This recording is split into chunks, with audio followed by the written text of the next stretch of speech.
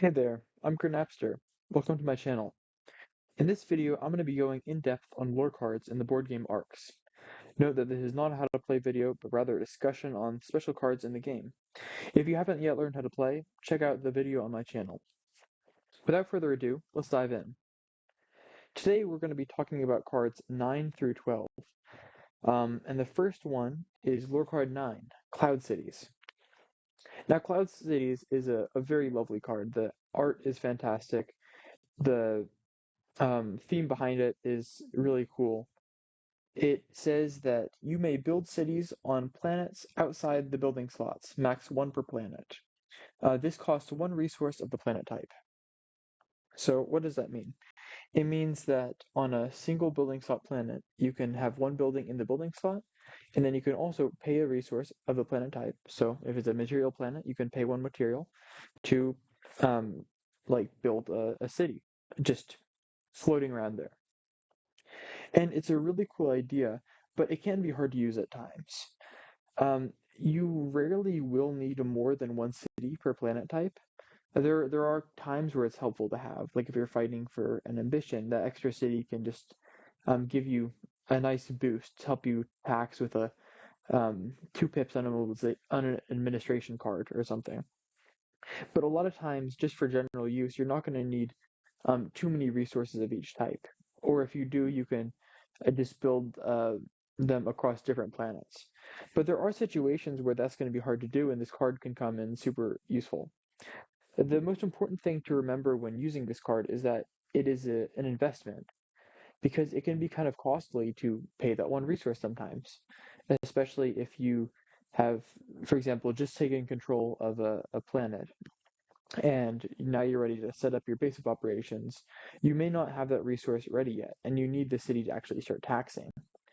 And that's especially true if, say, you have a starport on a single building slot planet.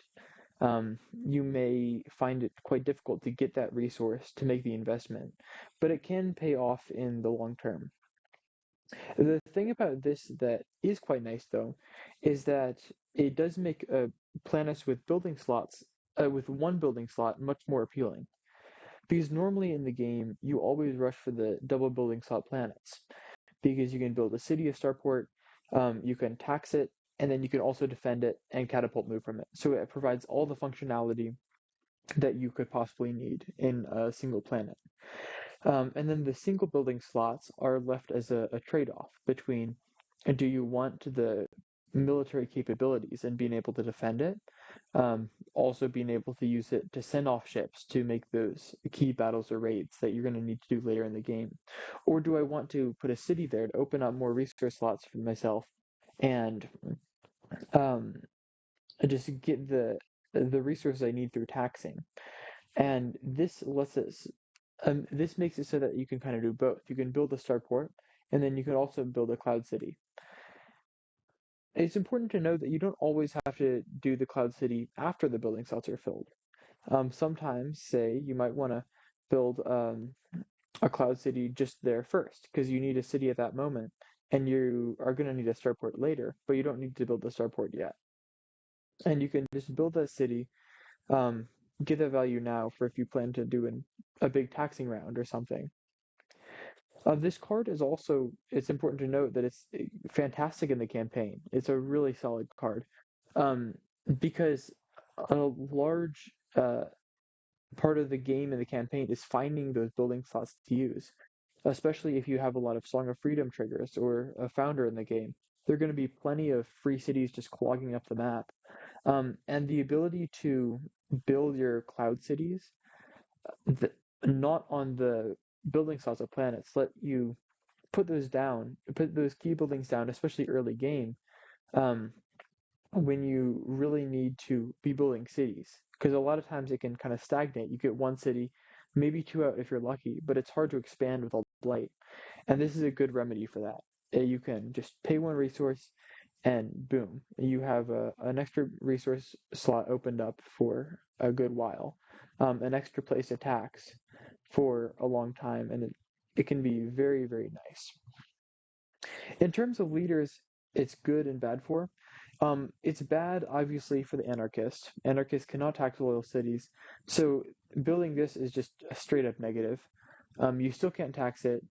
Um, it does open up resource slots, but it costs you resources to open up those resource slots by building the cloud city. So it's essentially just a net negative. Never take cloud cities as the anarchist, and if you do, just don't use it. In the leaders that it's good for, the upstart is one. And the reason for this is that as upstart, when you declare an ambition, you can gain a resource of any type. And that benefit, uh, it complements Cloud Cities nicely, because Cloud Cities, you need to spend a resource to build that Cloud City. And sometimes it can be hard to acquire a resource of that type if you're just setting up your base on a new planet, like a planet of a new type. And this kind of lets it so that you can declare an ambition, get that resource you need to match a planet type, and then go out and build your cloud city later in the turn or next turn or anything. But it's just a nice little bonus, makes it easier. The next lore card we're going to be talking about is Living Structures. Now, Living Structures is absolutely fantastic. It's a little bit unusual in terms of lore cards because it does not give you a passive benefit. Instead, it gives you two replacement abilities. The first one is Nurture, which is a replacement build action that says tax a loyal city. And then it has Prune, a replacement repair action. This is replace a loyal starport with a loyal city or vice versa. Now, immediately, this is quite nice because construction is usually an underutilized suit, just because building is so good early game, but as the game progresses, it kind of fizzles out because you're going to have all the ships that you need on the map, or maybe you might have a good deal of them, but some will be locked away in your arrivals trophy boxes, so you won't be able to use them. And this really opens up new ways to use the construction cards that may just stagnate in your hand and give you a bad round if you draw like 3 or 4 of them, which otherwise would be um, a death sentence. It would just lose you the game. But in this case, it can be a huge positive because you can use those construction cards to tax your cities um, and just make use of them. Interestingly, it also works with material. So that replacement build, the Nurture, tax a little city, you can spend a material to essentially tax a city of any type. You can spend a material to just get any resource you want that you have a city of. Now, resources in the game are always just so fantastic. I don't really think you need me to talk about how good they are, but aside from just um, winning ambitions themselves, being able to bank up actions for when you need to use them later, like bank up that fuel, those weapons, maybe the psionics, to have like a super big raid later, or maybe a relic and a psionic to get a super crucial card in the court that you need later. Um, it's just so great to have a bunch of resources, and living structures is a great way to ensure that you are always full with resources, that you always have um, resources to use when it really counts, or you really have that way to push you past the finish line for winning an ambition. Um, you can also use the replacement action for repair, the literal replacement action, where you replace a city with a starport or vice versa. Um, it is in general a smaller benefit, but it definitely has its uses, and if you can play around it, it can be a very nice card and a very nice action to use. Um, the first main way is to avoid your cities being vulnerable to being taxed. If an enemy comes in, takes control of your city, blows up your ships, and now they just have a free city to tax and win Tyrant, that can be very, very bad. So you can just spend one repair action, switch it to a starport, and suddenly they can't do it that anymore. That can be dangerous. They can raid it without fear of outrage, but it can just be a nice option to have that flexibility. And in reverse, it works too. Maybe an enemy comes in and was planning on raiding your starport. But if you're able to get one action in to repair, change it to a city, and suddenly that psionic starport that they were going to raid is now a city, and they can't destroy it or else they'll provoke outrage, lose their two psionics and their farseers or something. You can just look for those opportunities in the game where you really need to switch to the other resource type or the other building type, switch then and get a bunch of value from it. A couple funny things you can do with this replacement ability. It actually has a lot of edge cases and niche scenarios. But the first one is being able to uh, basically use one of the buildings, switch, and then use the other building. Because again, this card lets you tax loyal city with a build action and replace with a repair action. So let's say you play the 2 of construction and you have 4 actions. Well, you have a city there right now. You can spend your first action to build and tax that city, or sorry, nurture and tax that city. Then you can repair it, make it a starport, and then spend your next action to build a ship there. And suddenly you've gained a resource, you have built a ship, um, and you still have one construction action left, and suddenly you just got a ton of value from nowhere, and your city's now a starport that you can use to catapult that ship off on the next turn. It's just kind of ridiculous in a way. Um, the next kind of scenario you can use it for is to um, make a city be taxed twice in a turn, or a starport be taxed twice in a turn, or sorry, a starport have a ship built at it twice in a turn. Because if you start out with a city and then you build to get the tax, then you repair it to change it to a starport, then you repair it again to change it back to a city.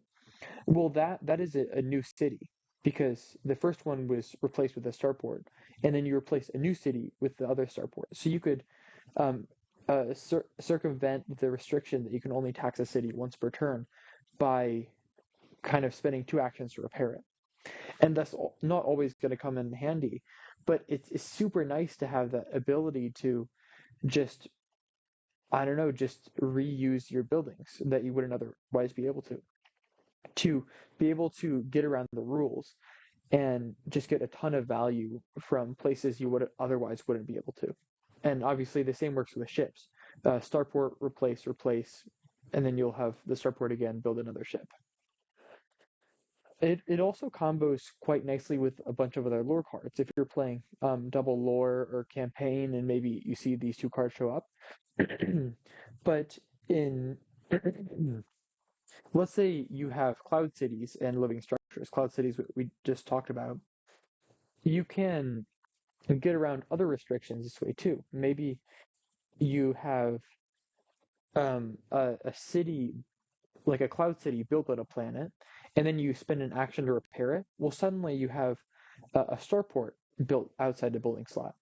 And what does that also mean? It means that cloud cities, the restriction that you can only have one cloud city per planet, is now gone. So you can build another cloud city on the planet. And technically, you could keep doing this, keep making them starports until you have 5 starports, 5 cloud starports, and then a cloud city on a planet. And that would be ridiculous, obviously. But it just lets you bunch up a bunch of buildings um, just together. And same, it works with gate ports and gate stations as well. You can use this to stack multiple in the same gate by replacing them with the other type and then adding more and then replacing it again. And it is just yeah, this card is so strong because not only is it a good card itself, but it combos so nicely with other abilities that are present in the game. In terms of what leaders it works well with, it really works well with all leaders. You're never going to have a leader that doesn't enjoy this card, maybe except for Anarchist. Anarchist, again, they can't tax loyal cities, so even though you're you are using replacement build action to tax, you still aren't going to be able to tax your little cities because anarchist restriction says cannot tax, which is always um, a very definite word. You can never get around cannot. There are no edge cases to it. So for anarchist, even though you can replace cities with starports and vice versa, it's still just not a good card. That's card 2 today that anarchist doesn't like. It's also not that great for overseer. Um, this is not necessarily that it's not great with overseer because overseer still loves this card. But it just isn't as valuable with Overseer as it would be with some other leaders.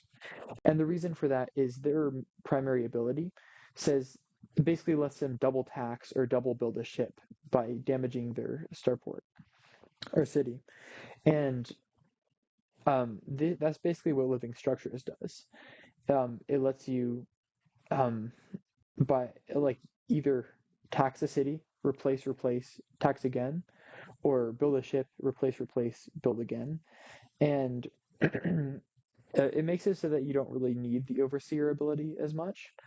And also the Overseer has the limited cap of ships because you scrap 3 in setup.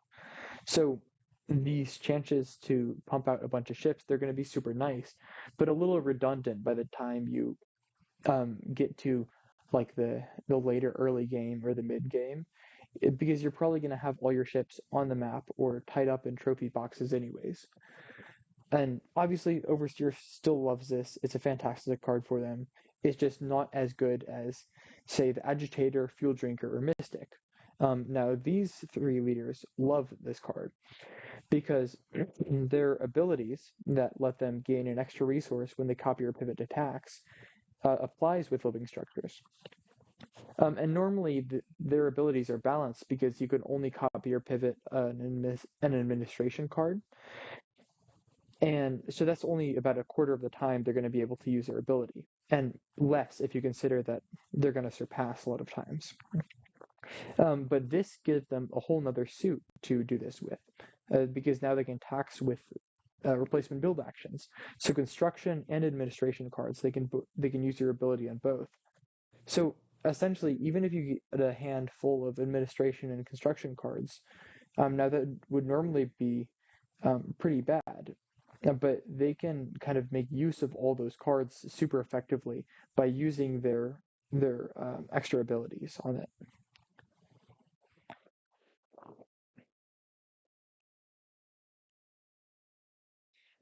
The next card we have is Gate Stations.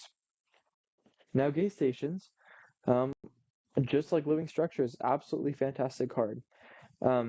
This card is so nice. It has saved me and helped me win many games before, and is, in my opinion, one of the best lore cards in the game for that reason. It says that you may build cities on gates, max 1 per gate. Now, the city type that it matches all the built cities in its cluster. So if you have it in cluster 1 and there are a city built on the weapon and material planet, then with this city you'd be able to tax a weapon or a material when you tax. So right away, huge flexibility because it's a city that can tax multiple resources. What's not to love? It makes it so that you don't need to have as many cities out to still be able to tax a wide range of resources for a wide range of ambitions, and really lets you compete without having to spread yourself too thin, or without having to just constantly rely on rating, which is a good strategy, but not reliable. Whereas this is consistently reliable. It will consistently give you value, and is always a nice card to have. The main use cases for it are to just get a bunch of resources. If you move out into a gate, you can place a city down there, and not only does that let you tax a resource type that potentially your rival was blocking. Maybe you are playing in a game where where two clusters are at play, say, and there's only one psionic or one relic planet on the map. And your rival already took that, and you don't want to go in there blasting and provoke outrage because then you wouldn't be able to use those super valuable resources. So you can just come in, set up shop on the gate, and suddenly you can tax that. Or even if you set up in a gate where you have a city already, then now you can double tax that resource type in a given turn. So huge flexibility. It also is a city that may seem vulnerable at first because it's in a gate. It's in a very central location, so rivals can easily come in and control it to tax and gain your captives. But when you actually think about it, it's not really that vulnerable because a lot of times gates, even though they look like a more central position, aren't really that uh, closer to the center of the map than planets are. Because the gate in cluster 1, for example, is only one move away from a planet in cluster 1. And if you're catapulting in from cluster 4 and that gate isn't blocked, well, then you can just go into cluster 1 with the same amount of moves. And it also is even more defended in a way than normal cities. Because normal cities, the reason you don't constantly blow them up is because you provoke outrage. With gate stations, though, if you blow up a gate city, then you provoke outrage of all the city types that it matches. So if you go in and blow it up in cluster 1, well, suddenly you have 3 outrage types. You've discarded like all your resources and guild cards, and suddenly your game is shot. Even though you get to ransack, you get to blow up that city. It's just super, super punishing. And to make sure that your rivals never do blow up your gate stations, build those cities in the cluster that they're matching. They'll never come in and blow up a gate that matches, or a gate station that matches 3 cities because, I mean, they're going to be ruined. It just doesn't happen unless it's a game-ending play. And if it's a game-ending play, then you should probably just find ways to protect your city rather than forego a whole ultra valuable city the whole game.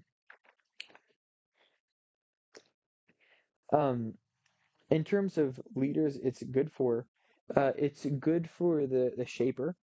The shaper already likes to be out in the gates. They have reason to just park a fleet of ships in the gates instead of just being at the safety of a planet. And this gives them even more reason because they are suddenly protecting their city in the gate, this ultra powerful city, and now they can also catapult from that city. And it's super nice.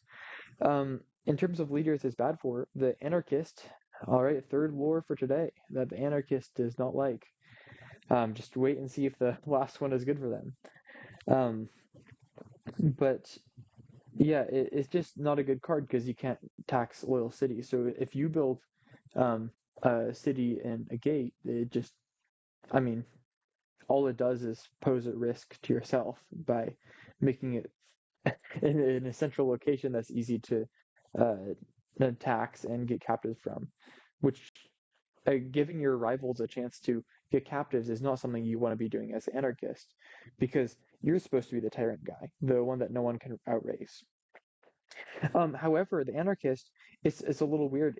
It's bad for you, but if someone else has it, then you actually quite like it because it's easy for you to come in, send one ship into the gate, and you can just use this ultra powerful city while also still getting your captives and doing your anarchist things. Now, the thing about gate stations that is super nice is that while the city itself is really good, the ability to build more cities is actually sometimes even better. And what I mean by this is that uh, a lot of times throughout the game, you're going to be trying to control 1 or 2 gates. And those gates, you might have a ship or so, but now they are extra building slots for your cities. And what do cities do? Well, they provide more resource slots, but they also provide bonus city power when you have 4 or 5 out. And that is super, super nice to have. If it is that at the end of the chapter, maybe it's like chapter 4 or 5, and you're trying to make a break for the win, being able to get all your cities out without having to move around or blow up your rival buildings is so, so helpful. Um, I repeat, I cannot stress this enough.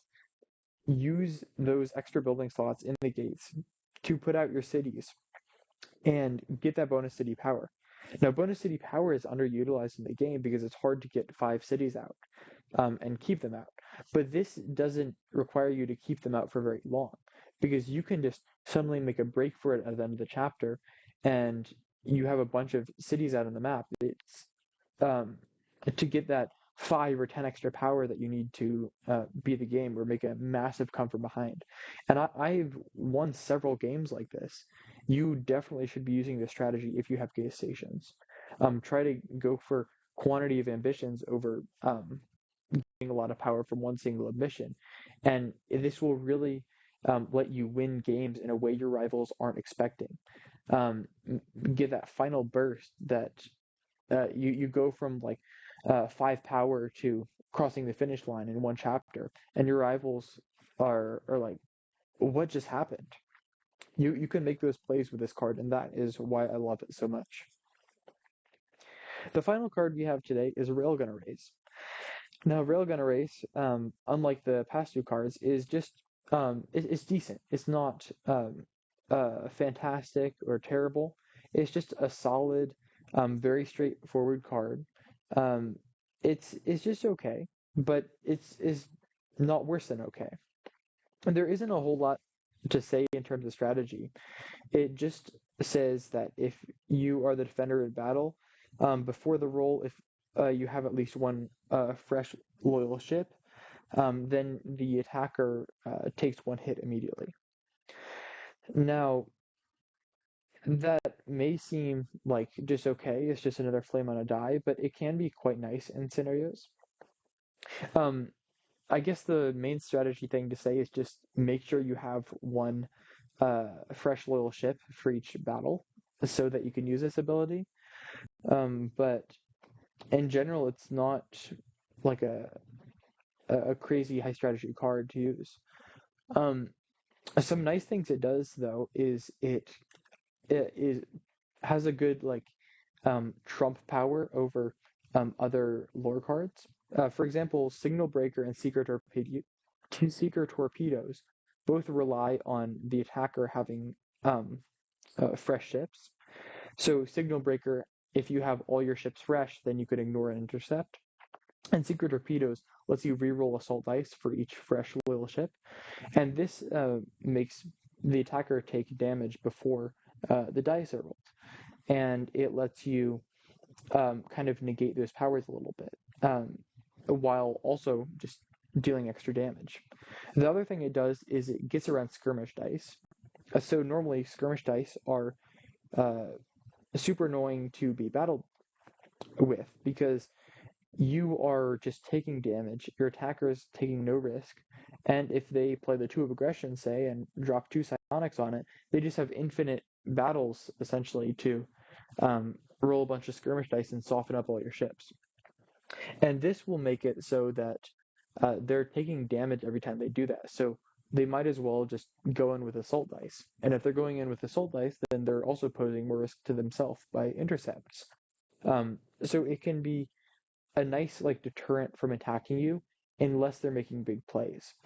Which, if you're having to choose between battling one rival and another, you're going to battle the rival where you don't take an automatic hit. It's just common sense. In terms of leaders, it's good for. It's quite nice for the rebel and the anarchist in relatively similar veins because they're both going to be relatively spread out.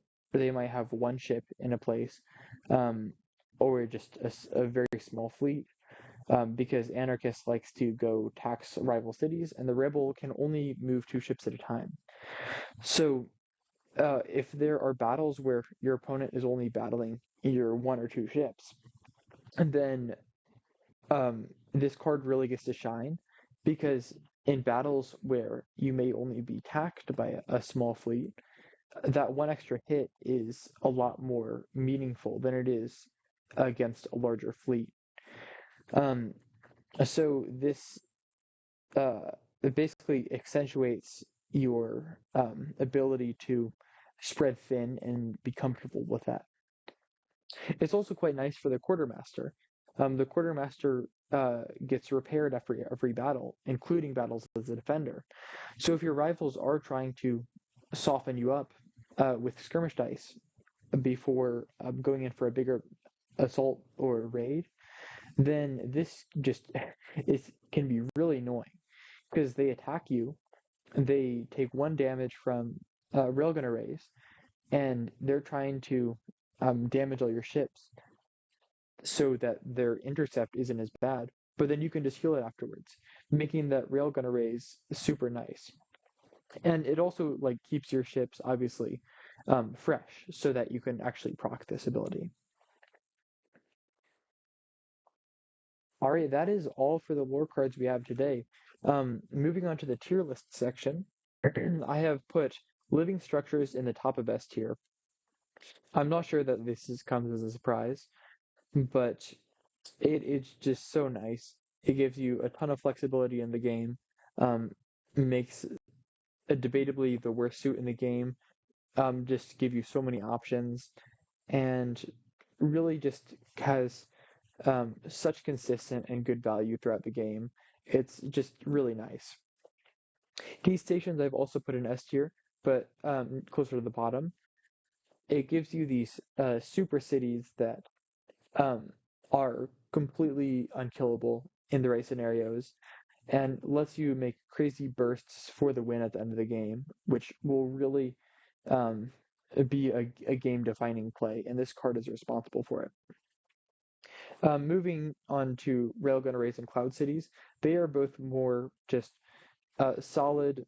Um, they're okay, but they're significantly more niche. Or in the case of Railgun Arrays, it's not niche. It's very applicable, but the benefit it gives you is relatively low, which is why I've put Railgun Arrays in the top of C tier. It still is a solid card. Don't get me wrong. There are just better options out there. Cloud Cities, it is just niche. It's an investment that isn't always going to pay off. So you're not always going to want to be making use of this power. And when you do, the benefits it give you can be really good. Like bunching up all your stuff onto one planet can be really nice. But it just doesn't give you consistent enough value and results to justify it being in a higher spot in the tier list.